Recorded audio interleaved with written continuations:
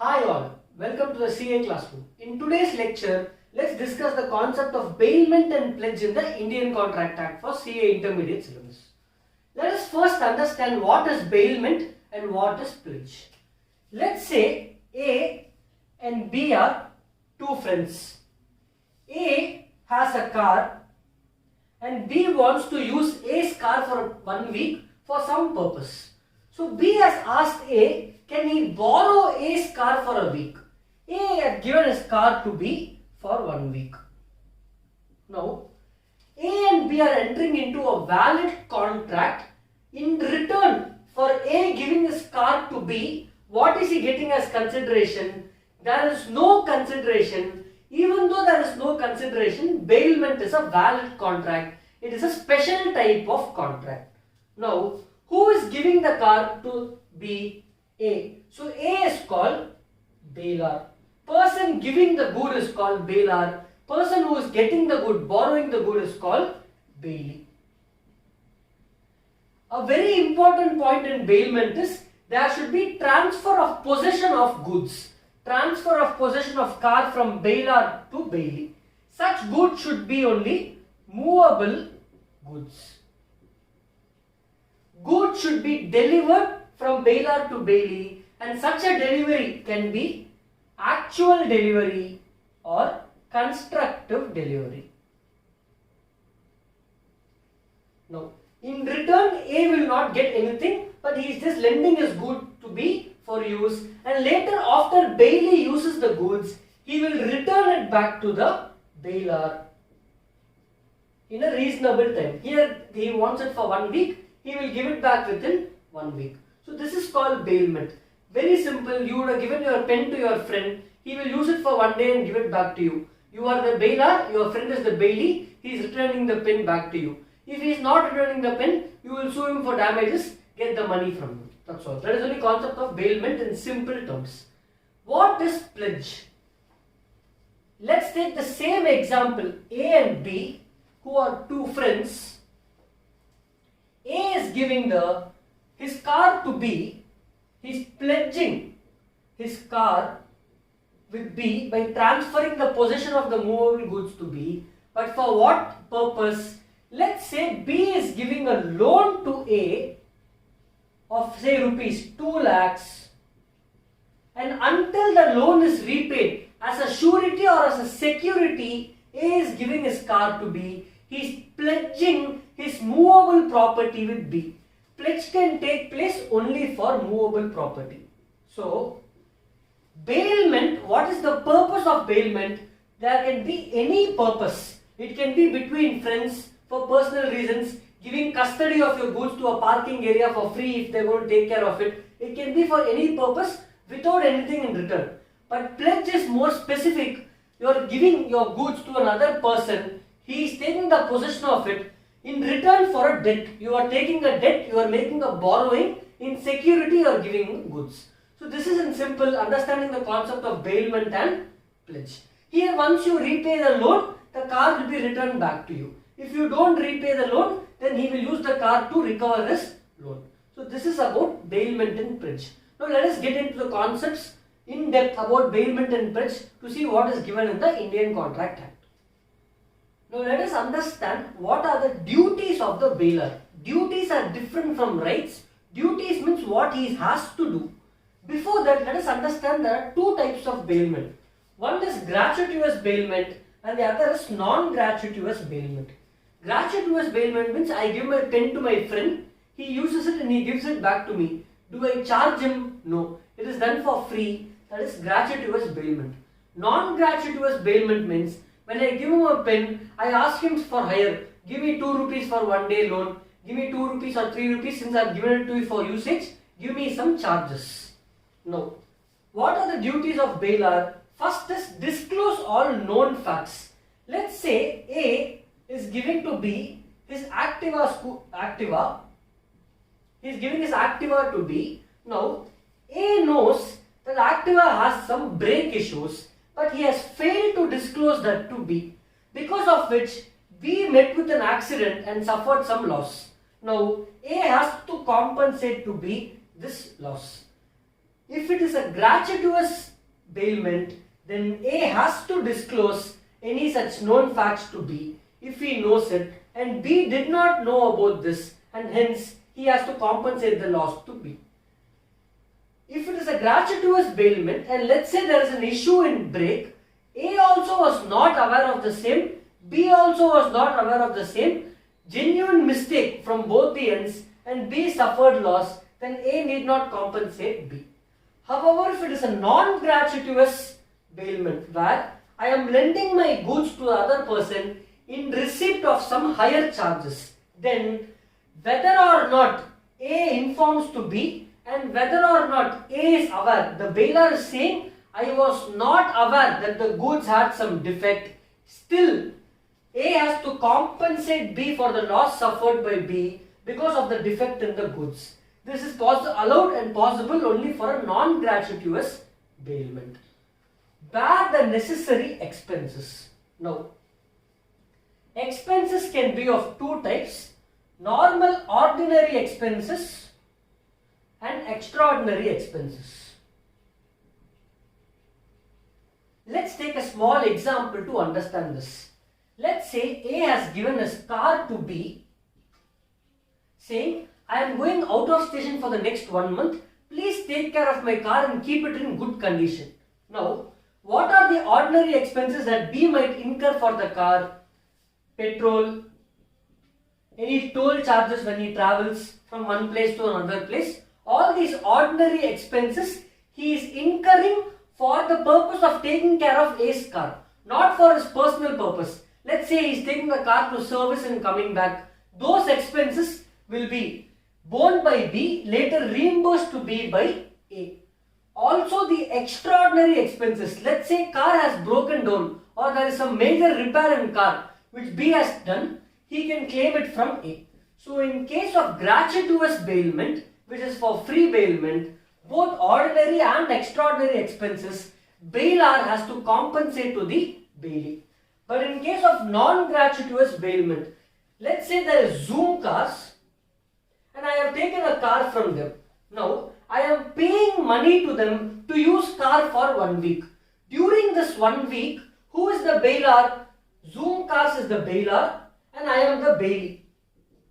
All the ordinary expenses like petrol toll, I cannot claim it from Zoom. I have to make payment to petrol. But however, if there is going to be an extraordinary expenses like car breaking down or those kind of expenses, then Zoom, the bailer, has to bear these expenses. So to summarize, expenses in case of a gratuitous act, both ordinary and extraordinary will be borne by the bailer, but in case of a non-gratuitous act, bailee will bear the ordinary expenses and bailer will bear the extraordinary expenses. Indemnify bailee. Now, because of the good which I have given to bailee, if bailee is going to suffer some loss because he has kept that good with him. Let's say I have given a pen drive to my friend. Friend kept the pen drive in his laptop and there was virus in the pen drive and the system got damaged. I have to indemnify the bailee. Bailer will indemnify the bailee that such kind of losses I will compensate. And lastly, bound to accept the goods when he is returning it. Let's say I gave a pen drive to my friend and the pen drive had virus. Now when he is giving it back to me, I have to accept it. I cannot ask him, no, you keep it. I have to accept the goods when he is giving it back to me. If I am not accepting and he is incurring some expenses to maintain those goods, then I have to compensate the expenses. Let's say I gave my dog to my friend, telling him, please maintain my dog for 1 week until I come back from outstation work. When I come back, he is returning the dog back to me, but I am not accepting the possession of my dog, asking him to keep it with him. Then all the expenses he incurs to maintain that good, I have to bear it and I have to compensate him in the future. So these are the duties of the bailer. Now let us go and proceed to understand what are the duties of the bailee. Now let us understand what are the duties of bailee. Most of these points are common sense points, but let's see what they are. You will easily be able to understand them. First, let us take an example first to understand all these points. Let's say A is a farmer and B is another farmer. A is cultivating rice, B is also cultivating rice. A had to urgently go to the city for some work and his godown had some electricity issues. So A has asked B, can he take care of the 100 kgs of rice of A for the next 10 days until A returns from the city. B says sure and takes possession of the 100 kgs of rice to take care of it for the next 10 days. With this background, let us see these points. First, take care of the goods bail. B has to take care of the goods, here 10 kgs of rice, as if they were his own goods and take care of them. Now let's say, along with B's goods, let's say B had 50 kgs of rice. Both the rices were kept in the same godown and because of some accident, entire 150 kgs of rice was damaged. Can A sue B? No, because B genuinely took care of the goods as if it was his own goods. However, let's say A has specifically instructed B saying, keep my 150 kgs of rice separately in a different warehouse and a different godown. But however, B thought he will keep it along with his own goods so that it will be more safe. And then if this loss had happened, then B has to compensate A because A had given specific instructions to B and B had not followed the same. This is about taking care of the goods bail by the bailee, duty of the bailee. Next, no unauthorized use of the goods. Now, B has 100 kgs of rice. He thinks if he takes 1 kg away from this rice, bailer A will not know. He takes 1 kg away and within the next 10 days, he does personal consumption of the same. Tomorrow if the bailer A finds this out, then B is liable to compensate A for such unauthorized use of the goods. However, if he wants to make some usage of the goods, he has to get consent of the bailer. Next, wherever the bailer finds out that the bailee makes unauthorized use of such goods without his consent, then the contract is voidable at the option of the bailer. No mixing of bailer's goods with his own goods. Now B has 2 rices, 100 kgs of rice which belongs to A and other 50 kgs of rice which belongs to B. He should not mix both these rices together. However, if he wants to mix them, he has to get consent of the bailer. If bailer gives the consent, then he can mix the goods. However, if without consent, if he mixes such goods, then bailee is responsible to separate those goods, and if any cost is incurred for such separation, bailee has to compensate to bailer, or he has to incur it, but bailer will not compensate to bailee. Lastly, if it is not possible to separate such goods, in case of rice, it is very difficult to separate such goods, then bailee has to compensate bailer the value of such goods, pay the damages for the same. This is about no mixing of bailer's goods with his own. Next one, return the goods. In this case, bailee has to return the goods within 10 days. Let's say A comes back from the city and has requested B to return the goods, but B has taken totally 30 days to return the goods, because of which if A is losing out on some business, B has to compensate A, or because of delayed returning of goods, if the goods have got spoiled, then the bailee has to compensate the bailer. Lastly, to return any extra profit which bailee had derived from the goods which he had kept. Now let's say X had given his cow to Y, and by the time X returned, the cow had given birth to a calf. Now Y cannot say, take your cow back, the calf belongs to me. No. Any extra profit or any gains accrued from the goods that have been bailed during the period of bailment, the bailee has to return such benefit back to the bailer. These are about the duties of bailer and bailee. Now let us proceed to understand what are the rights of bailer and bailee. Again, to differentiate, duty is something they have to follow, rights is something they have a right, they can follow that or may not follow. Let us move to the next concept. Now let us discuss few of the rights of the bailer. These are very simple points. First one, right to terminate the bailment. Now let us say bailment is entered. A has given some goods to B. asked them to keep it for the next 2 months. Let's say A has given his car to B. Later A realized B is using the car for his personal use. A did not like it, so he can terminate the bailment. Bailment is always voidable at the option of the bailer. Next, right to demand back the goods at any time. Let's say A has given to B 10 kgs of rice and asked him to take care of it for the next 1 month since he is going out of station. Now, if A is returning back within 1 week, he is returned within 1 week, he can demand back the goods at any time. I can give it today, ask it back tomorrow also. Bailey cannot question me. I can take the goods back anytime. Say for example, I gave my pen drive to my friend. He told he'll use it for a week and give it back. Now urgently I have some work. I can take it back within 2 days. He cannot deny returning the goods. This is about right to demand the goods back at any time. Right to file suit for any wrongdoing. Now this is combination right. This is a right for bailer plus right for bailey. Let's say X had given his motorbike to Y for a period of 1 week because Y had some work. Y had requested X and X had given his motorbike to Y. Now during this 1 week, Z has taken the possession of the bike without the consent of Y and he is not returning the bike back to Y. Now what Y can do? He can act as if the goods are his own goods and he can sue the third person who has taken the possession of the goods without permission of bailer and bailey. This is section 180. Either bailey can file the suit on the third person or bailer himself can file a suit on the third person. Once they win the case and court awards a compensation, then this compensation can be shared between X and Y based on who has spent expenses for filing the suit. Last one, right to sue the bailey.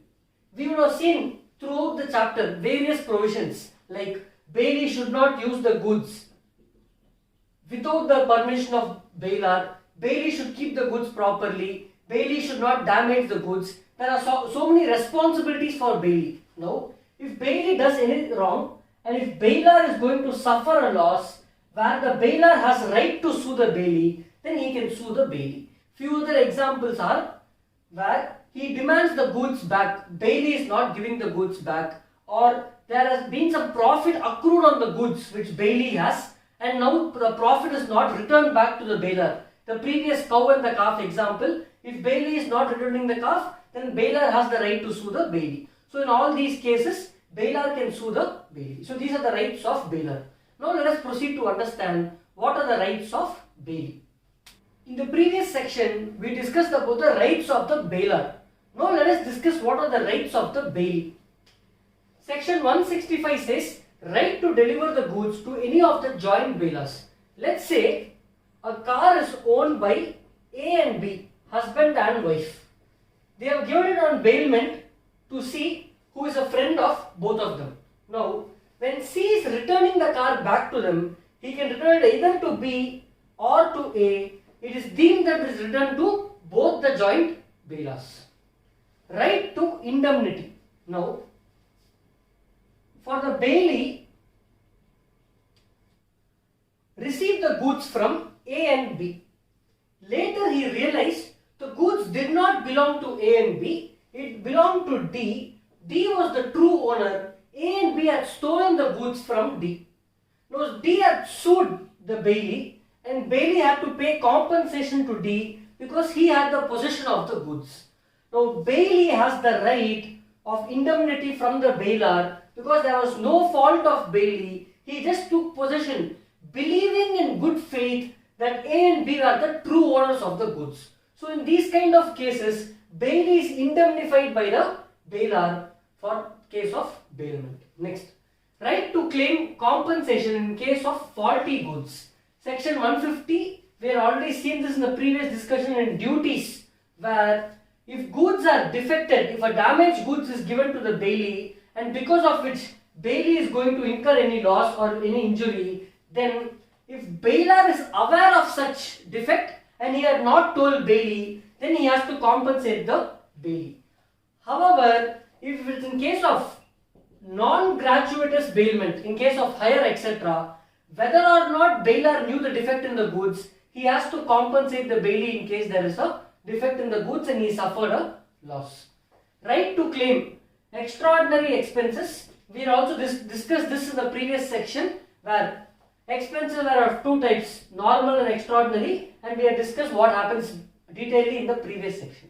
Last one, right to apply to court to decide the title of the goods. Now let's say X has given his bike to Y. X has given his bike to Y, asking him to keep it for the next 3 months because X is going outstation for some work. He will return only in 3 months. Meanwhile, during this 3 months, Z comes and tells Y, this bike belongs to me. I lost it 3 months or 4 months back. Give it back to me. I am the true owner. Meanwhile, Y is unable to contact X during this 3 months. So Y, the Bailey, can apply to the court to decide who is the true owner of these goods, to determine who has the title for these goods. These are the rights of Bailey.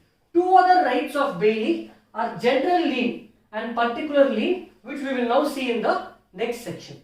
In the previous section, we had discussed the rights of Bailey. Two other rights of Bailey is particular lien and general lien. What do you mean by lien? It means right to have the possession of the goods. Let's take a small example to understand this. Let's say A has delivered his car to B and asked B to keep the car for the next 1 month, as A will not be using the car and he is leaving the station for some other work. B said he will take care of the car for the next 1 month. After 15 days, A calls B and tells him, the car has not been in use for 15 days. Can you go get the car serviced in a service center? I will pay the expenses for that. B will get the car serviced, but later A is not making the payment to B, even after the expiry of period of 30 days, 1 month here. Now, A cannot sue B to get the car back unless he makes the payment to B. What B can do is, B has the particular lien on the car that until he gets the money, expenses he spent for any skill or any labor work that he has done. What is the labor work that he has done? He has taken the car, got it serviced and he got it back. Until he gets remunerated for this, he can keep the lien, he can keep the car in possession under particular lien until he gets the money from A. However, B cannot sell this car to get the money, he can only keep it in his possession. General lien, example, bankers, courts, etc. in the due course of their business, in the transactions, get some goods which are under their possession, which is given to them as security for any transaction, then those goods will be kept with them on general lien. Sometimes, let's say a customer X has a fixed deposit with the bank, let's say for 1 lakh. Now with the same bank, he is taking 20,000 rupees loan. He's taken a loan of 20,000 rupees for a period of 2 months because he didn't want to break the FD. Now he is unable to pay this loan, then the bank has general lien on the fixed deposit. They can use this fixed deposit against this loan and balance 80,000 will only be paid to the customer. This is about particular lien and general lien. Now let us understand the concept of finder of lost goods. Let's say A has an iPhone. His phone is lost. He lost it somewhere. And let's say B found this phone. B found this phone on the road. Now what is the responsibility of B? Normally when you find lost goods, you can ignore and leave it. But if you're going to pick it up and keep it with you, responsibility of B is to take care of it as if it is his own goods until the true owner is found. Once the true owner is found, he can return the goods back to the true owner and claim any expenses that he had incurred to maintain the goods. For example, let's say the phone was found and the screen was cracked, so he was unable to turn it on. Let's say he spent 20,000 rupees to fix the screen of the iPhone, then he can claim the money from A because he had to incur that money to take care of the good properly. However, if A denies to make the payment, then B cannot sue A. He can only retain the goods until the money is received from A. However, in the following cases, the bailee can sell the goods even though it is not his own goods. First, where the goods are of perishable nature. Let's say bailee B has found some fruits and vegetables which does not belong to him. He searched for 1 or 2 days. He was not able to find the true owner. He knew that in the next 3 to 4 days the fruits and vegetables will get spoiled. So he sold it and recovered the money. That money he will give it back to the true owner. Second, the charges that he incurs, lawful charges to find the true owner or any legal issues or anything, if it is more than 2/3 of the value of the goods, then he can sell the goods to recover these charges. This is about finder of lost goods. This is a concept you would have seen also in your CA foundation syllabus in the concept of quasi-contract. Now let us understand few rights of the pawnee. Now, pawner is the one who gives the goods to the pawnee. So pawner is similar to the bailer and pawnee is similar to the bailee. Concept of pawner and pawnee we saw in the beginning of the video. Who is a pawner, who is a pawnee, for what purpose is a pledge made. Now, right to retain the pledged goods. Let's say A has given loan of rupees 10,000 to B and B has promised to return it within 6 months, and for this period of 6 months B has given us gold ring as security which A is taking care, keeping in his possession. Unless B makes the payment of the loan, A will not return the gold ring. He has right to retain the pledged goods with him, and if there is any additional interest that is accumulating beyond 6 months, then even until the interest is received, until the last rupee, A can retain the gold ring. Right to retention of subsequent debts. Let's say, same example, A has given a loan to B for 10,000 rupees, B has given a gold ring to A. Subsequently, after 6 months, B is again asking A another additional loan of rupees 5,000. Now, after he takes a loan of 5,000, within a period of 2 months, B returns 10,000 back to A and is asking A to return the gold ring back to B. A has the right to retain the pledged goods against the subsequent debt of 5,000 unless there is a contract which says no, that for subsequent debts he cannot keep the goods which are pledged earlier. If both the parties are silent, then A can retain the goods against the subsequent debts. Right to retain any extraordinary expenses incurred. Let's say A had given a loan of 1 lakh to B. In return, B had given his car to A to keep it in possession of A.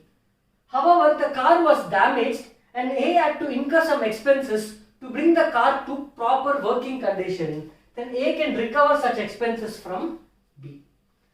Pawnee's right where pawner makes default. In any of these cases, the person who is taking the loan, B has taken loan of 10,000, here B has taken loan of 1 lakh. If he fails to make the payment within 3 months or 6 months, as the case may be, the other party, pawner A, has the right to file a suit against the other party B, or he can sell the goods which is pledged with him and get the money which is due to him. Let's say in this case, he sells the car and he recovers only 80,000, then he still has the right to recover the balance 20,000 from B. However, let's say he sells the car and recovers 1,50,000, then A has to give the extra 50,000 which he got, give it back to B. These are the rights of pawnee. Coming to pawner's rights, it is same as that of the bailer except for section 177 which talks about right to redeem. What do you mean by right to redeem? Right to redeem means, let's say in this case, A made subsequent reminders to B, B is not able to make the payment of 1 lakh. Now A almost sold the car. He is going to sell the car tomorrow. Now B can come and redeem his car back. He can get his car back if he makes the payment to A. Along with the loan and interest, he should also make payment of any expenses that A would have incurred to sell this car, to keep any auction, arrange an auction. All those expenses should also be reimbursed by B to A. These are the rights of pawner and pawnee. Now let us see some duties. The last topic in this chapter is to understand the duties of the pawner and pawnee. Most of these points are already covered in bailment, so let us quickly summarize what these are. Duties of the pawner. First thing, he has to pay the debt. He has pledged the goods because he has taken some loan debt. He has to pay that debt. Next, compensate any extraordinary expenses which the pawnee might incur because he had the goods. He should also disclose all the material facts in the goods, any defects, etc. to the pawnee. Indemnify the pawnee for the title of the goods. Tomorrow if it's found out, if pawnee finds out that pawner is not the owner, true owner of the goods, and pawnee has some loss because of it, because he had to compensate a third party, then pawner has to indemnify such loss. Pay deficit after sale of goods. In the previous car example, let's say after selling the car, the pawnee was only able to recover 80,000, then the balance deficit of 20,000 the pawner has to pay. The pawnee has to take reasonable care of the goods as if it is his own goods. He should not use the goods for his own personal purpose, and no unauthorized use should take place without the prior consent of the pawner. He should also not mix the goods with his own goods. He will have his own goods. He should not mix it with his own goods. Return the goods. When the pawner makes the payment to the pawnee, he should also return the goods to the pawner once the debt is paid. Not to act inconsistent with any terms. If they enter into any new specific terms or any conditions, he should act within those terms. He should not act inconsistent with those terms. And last one, return any accretion or gains or profits that is derived from the goods. Cow gives birth to a calf, then the calf should be returned back to the pawner. These are the duties of the pawner and pawnee. Thank you.